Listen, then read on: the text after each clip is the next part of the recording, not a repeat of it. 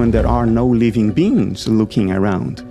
There is no matter. Matter is always, in all cases, without exception, without a single exception, matter is always what mind looks like. If I hold this glass and feel its solidity and weight, these are mental qualities. Solidity and weight are qualities in my conscious states. God is not this mass. God is immanent in the mass. In other words, the mass is the appearance of God. Some people think of free will as libertarian free will. And what that means is whatever I do, I could have done otherwise. That is probably incoherent. Nobody in the universe can possibly know what choices you're going to make. Not you, not God, nothing. Because the universe is computationally irreducible. The only way to know exactly what the choices are going to be is to let the universe play itself out until the choice is actually made. There is no shortcut. God itself cannot anticipate what we are going to choose, what it is going to choose.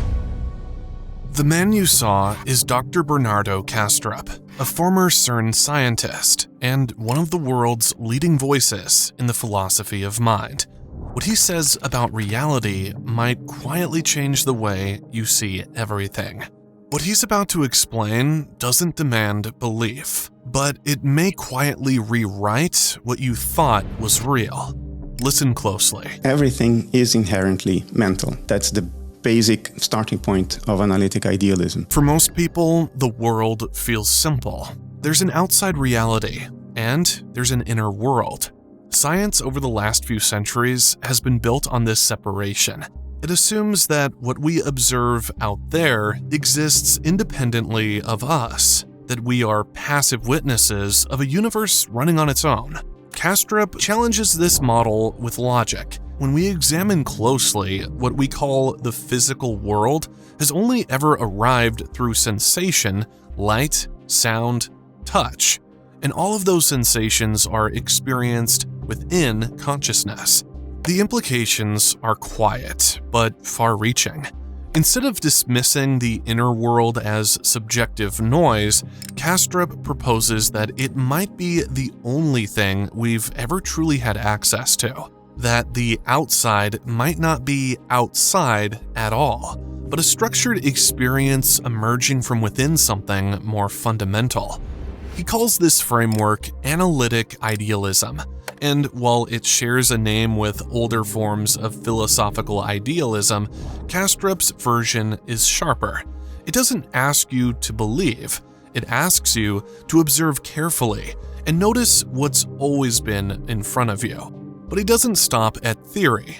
Kastrup offers a model, one that connects perception, neuroscience, and metaphysics through a single insight. What we think of as matter may be nothing more than a specific way mental activity appears under certain conditions. To make sense of that, we need to explore a metaphor he uses often. A metaphor that's unsettlingly accurate once you understand it. Let's talk about the dashboard. You are in an airplane, the airplane has sensors, it makes measurements of the sky, the clouds outside, and those measurements are presented to the pilot in the form of dial indications on a dashboard. If the plane is not flying around the sky, there are no dashboard representations, but the sky is still there, right? So under analytic idealism, matter is a dashboard representation. When there are no planes flying around, in other words, when there are no living beings looking around, there is no matter, because matter is a dashboard representation. You need a dashboard to have a dashboard representation. But the thing that is represented, the sky, the clouds, that is always there, whether you're flying around in a plane or not, whether there is a dashboard or not. That's how Bernardo Kastrup describes our relationship with reality. We don't interact with the world directly.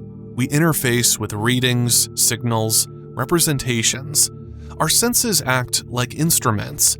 They report data, shapes, colors, sounds, textures. But that data is already processed by the time we become aware of it. From the very beginning, everything we know has arrived through a kind of internal dashboard.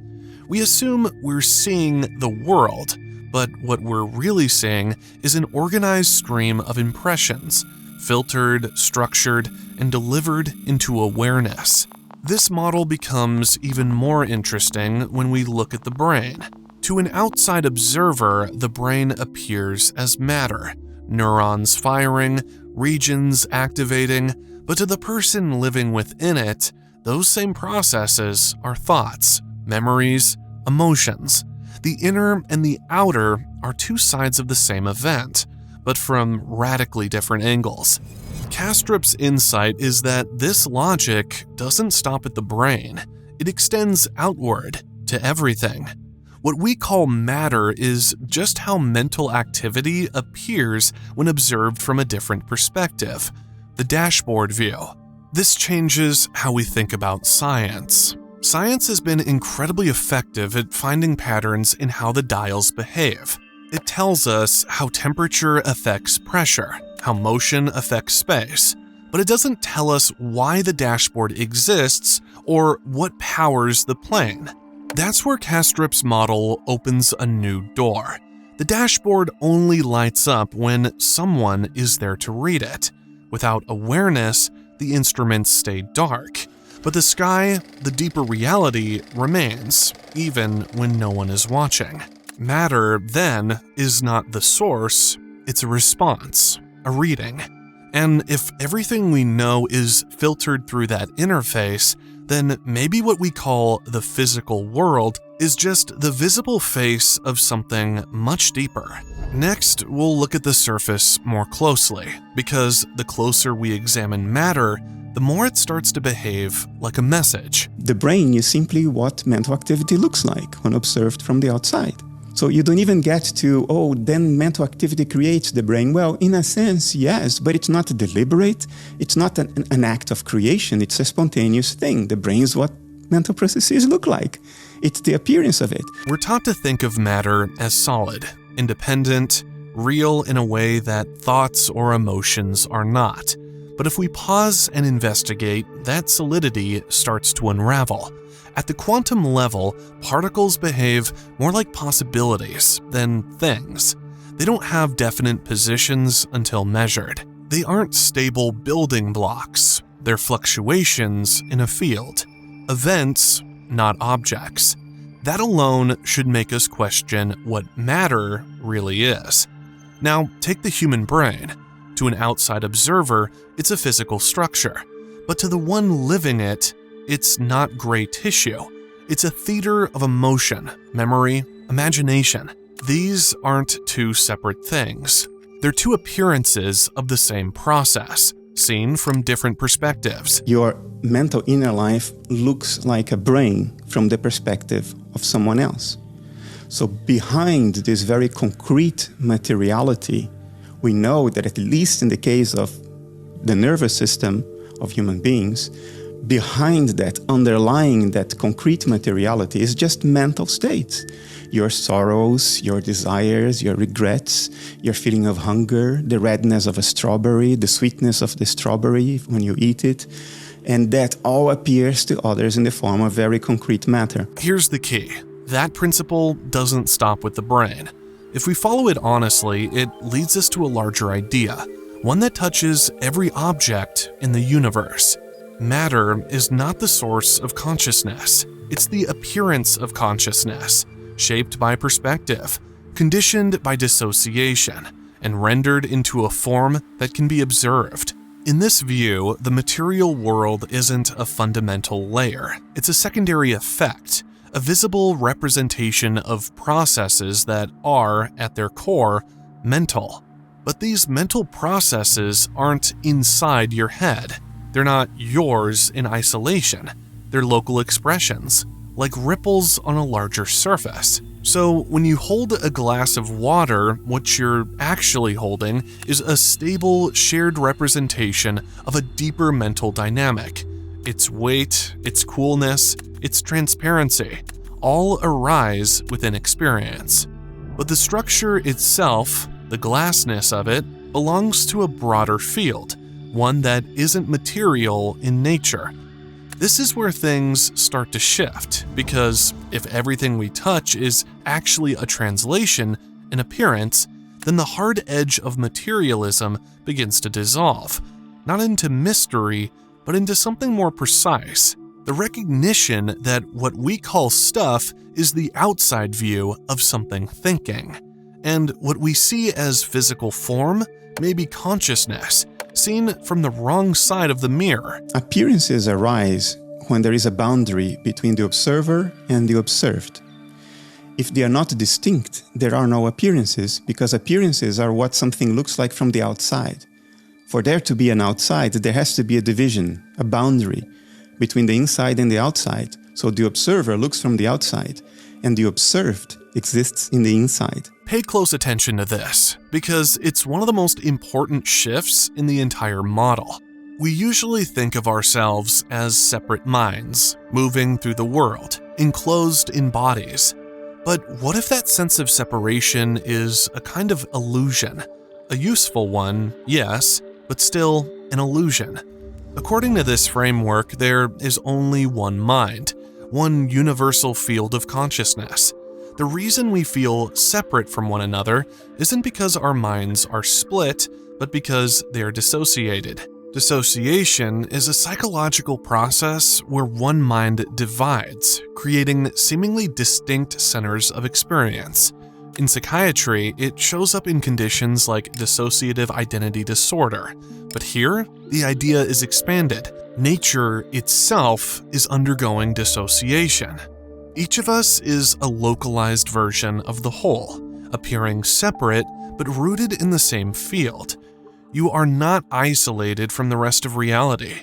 You are reality, observing itself from one unique point of view. So that one mind in nature is universal consciousness, which undergoes dissociation to form these little alters we call living organisms, and what remains outside those little alters is what we call mind at large. So consciousness with big C would be mind at large plus all alters. In other words, universal consciousness. This boundary between me and you, between subject and object, is what gives rise to appearances. Without that split, there's no distinction, just unity, just being. It's why your internal life is full of colors, memories, and emotions, but looks like tissue and neurons to someone else. From the inside, it's alive. From the outside, it's structured. The brain is what your thoughts look like when they're not yours. And the same applies to everything around you. The world appears because consciousness folds in on itself, forming boundaries, creating contrast, generating the illusion of form. But behind every object, every person, every story is the same field, looking at itself from a different angle. And once you understand that, your sense of self begins to shift. You're not a fragment, you're a facet. Science often asks the following question: how does the brain generate consciousness? Should we not instead ask, how does consciousness or mind generate the brain? There are three hypotheses here. One is the brain creates the mind. Nobody could ever explain how this could happen, not even in principle. The mind creates the brain, or the mind and the brain are both created by a third thing. In all three cases, you have the correlation, right? Under analytic idealism, you don't even come to this question. It's not like there is a deliberate creation by one party of the other party. One is just what the other looks like. The brain is simply what mental activity looks like when observed from the outside. So you don't even get to, oh, then mental activity creates the brain. Well, in a sense, yes, but it's not deliberate. It's not an act of creation. It's a spontaneous thing. The brain is what mental processes look like. It's the appearance of it. It's like asking, does combustion create flames? Well, flames are what combustion looks like. Stay with me, because this is the moment everything flips. When you light a match, flames appear. But the flames aren't causing the combustion. They're what combustion looks like. In the same way, perhaps the brain isn't creating consciousness. Perhaps it's what conscious activity looks like when viewed from the outside. This isn't a rejection of neuroscience. It's a reinterpretation. All the data still holds up, but instead of the brain producing your inner world, it becomes the appearance of that world when it's observed across a boundary. That's why changing the brain changes the mind, not because the brain causes thought, but because it reflects it. like how altering the dials on a dashboard changes the readings, but not the sky outside. You taking a pill that messes up with your conscious inner life, like an antidepressant or a psychedelic. All these material processes are the appearances of causal mental chains from mind to mind, because mind is all that exists under analytic idealism. This model explains why medical interventions work, why surgery, medication, and trauma affect perception, because these interventions are targeting the representation, not the source. But here's the trap. If we mistake the representation for the thing itself, we build our entire scientific understanding on an image, a reflection. And then we try to replicate that image in machines, in algorithms, in systems that calculate but never feel. This is why, despite all our technological advances, we're no closer to building true artificial consciousness, because we're modeling the dashboard, not the awareness behind it. And as long as we stay inside that framework, we'll keep solving surface-level problems without ever understanding what experience truly is. That's the risk of asking the wrong question and mistaking the image for the origin. Do you believe in God? Yeah, of course. As an analytic but idealist, you I believe that there is a mind that is omniscient, omnipresent, and omnipotent. And by the way, it's the only thing that exists. And it's you, and it's me, and it's the cat, and it's the amoeba, and it's the moons, and the black holes, and the stars, the whole shebang. What we call individuals are not separate minds, but dissociated parts of a single whole. The boundary between you and the world, that's structural, not fundamental. It's like a ripple mistaking itself for the ocean. This is where the question of God naturally arises. In traditional theology, God is described as omnipresent, omniscient, and omnipotent. Kastrup says if that's the definition, then yes, this universal consciousness qualifies, because it is the only thing that exists. Every object, every life form, every experience is a movement within it. But there's a crucial difference. This mind is not necessarily personal. It doesn't deliberate. It doesn't plan. It's not sitting outside time making decisions like a cosmic engineer. The universal consciousness is all there is. There is nothing except it. Everything else can be explained in terms of its excitations, its patterns of excitation and configurations. And therefore it's omnipresent by definition. If it's all there is, then it's omnipresent. We're not talking about a being who watches from above. We're talking about a field of awareness, spontaneously unfolding. And you, as a conscious being, are not separate from it. You are it, localized, dissociated, experiencing itself from one angle. This leads to something surprisingly grounding. The sacred is not somewhere else. It's here. It's what you are. It's what everything is. And that dissolves the need for belief. It's no longer about faith in something external, but recognizing what's already present. Not a creator with a blueprint, but a mind exploring itself through form. From stars to insects, from pain to wonder, everything is part of this dynamic unfolding. And once you see that, even the most ordinary moment begins to shimmer. Because you're not observing the universe from outside, you are inside it, as it, right now. I think Panentheism is much more likely to be correct, because it would be supremely unlikely that we, monkeys, have evolved a perceptual system that picks up everything that is salient about the environment around us. We tend to believe that what we see, hear, and measure is everything there is. But the truth is, our perception is limited by what evolution gave us. We didn't evolve to understand the full nature of reality, we evolved to survive. That means we picked up only what's useful: sounds in a certain range, light in a narrow spectrum, pressure, temperature, pain. We're like filters, not windows. The parts of reality we don't detect are still there, but invisible to us. In that sense, they're transcendent. Bernardo compares us to bacteria because they only sense what's in direct contact with them, chemicals that reach their surface. Anything just a few centimeters away might as well not exist. It's not that it's unreal, it's just beyond reach. Now, scale that idea up to humans. We might be surrounded by aspects of reality that we're not even built to recognize, not because they're abstract or mystical, but because they don't interact with our limited senses. This brings us to the idea of Panentheism. Pantheism says the universe itself is divine, that everything you see is God. But Panentheism adds something else. It says what we see is only part of the divine.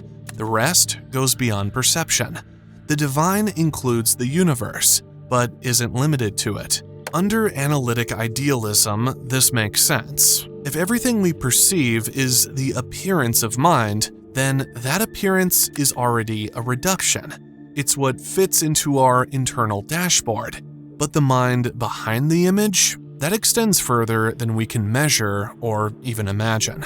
This doesn't mean we're wrong about the world. It means we're looking at just one part of it, like seeing only the tip of a mountain poking through the clouds.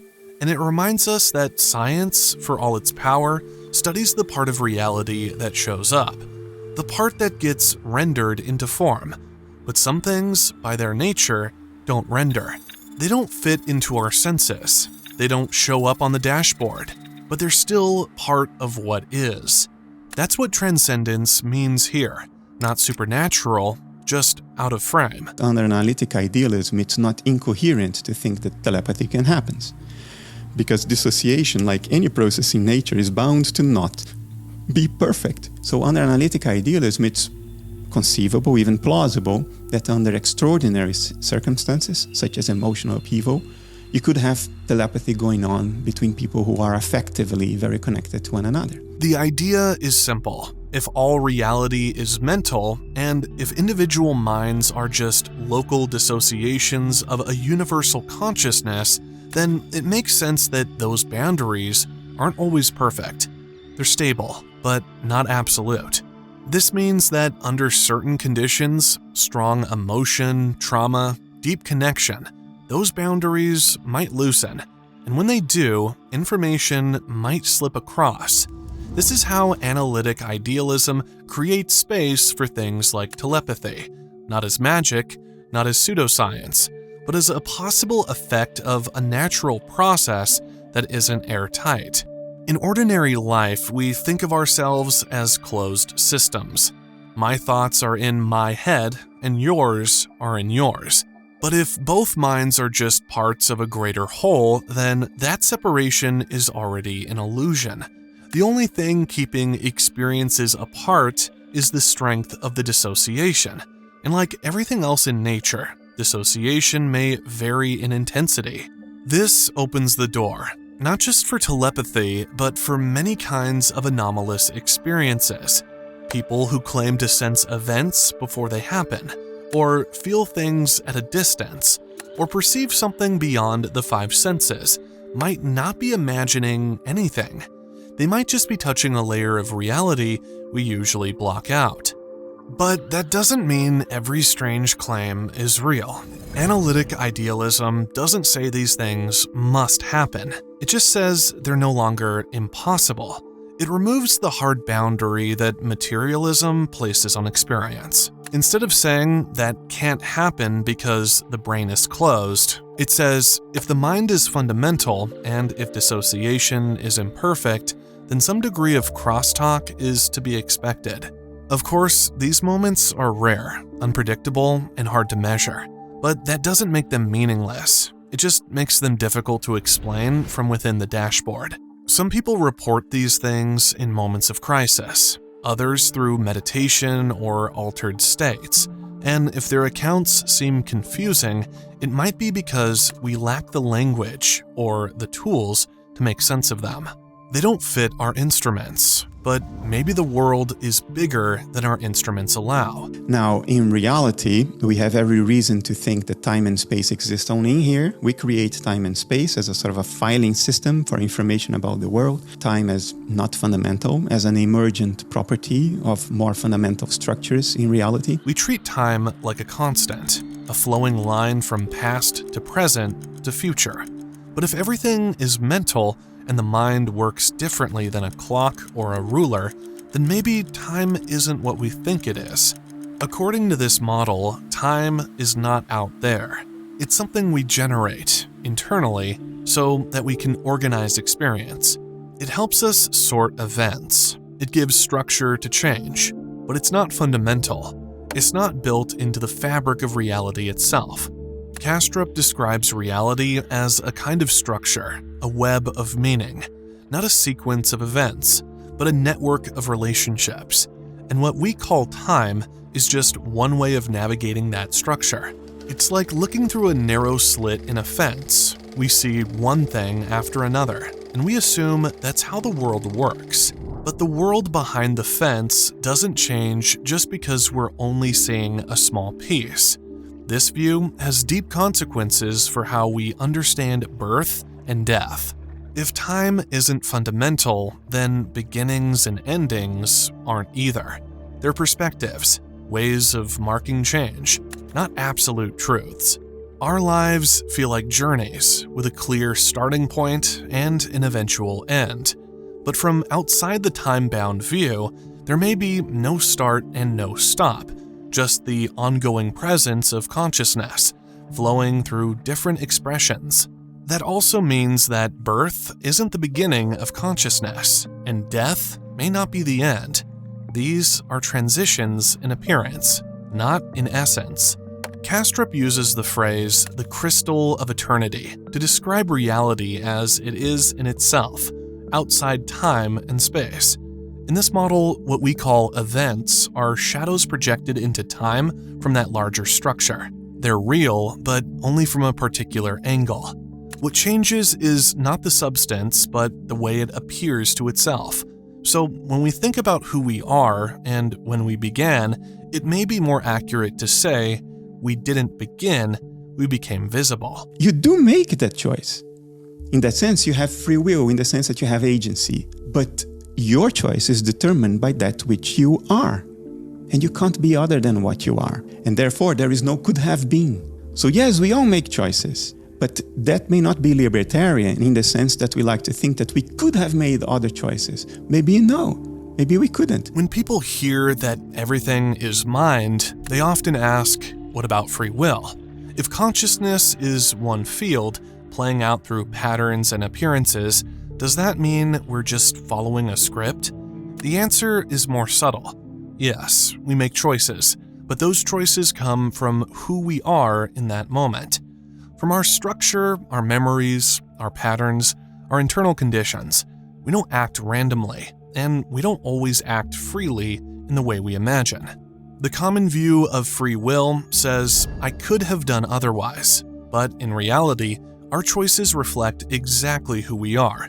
They're not outside of us, they are us. Kastrup explains that while our decisions may be determined by what we are, they still carry meaning, because every choice reveals something. It shows how consciousness unfolds through a particular experience, how it navigates a situation, how it encounters itself. He goes further to say, even God, even the universal mind, doesn't know in advance what choices will be made. The universe is computationally irreducible.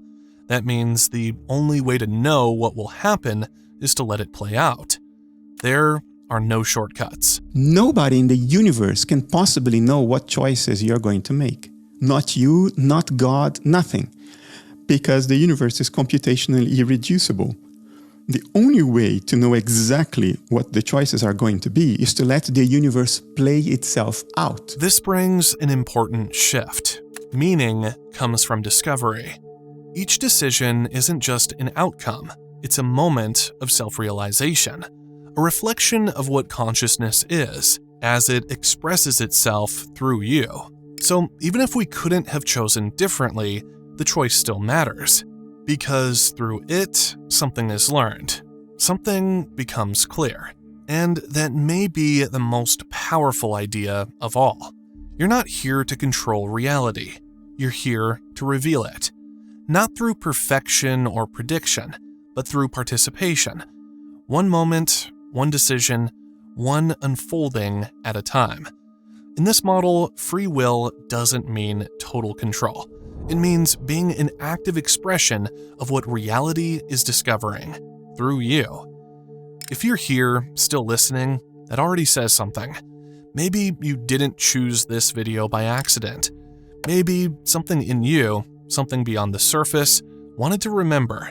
If this spoke to you, subscribe. Not because you have to, but because you can. Thanks for watching.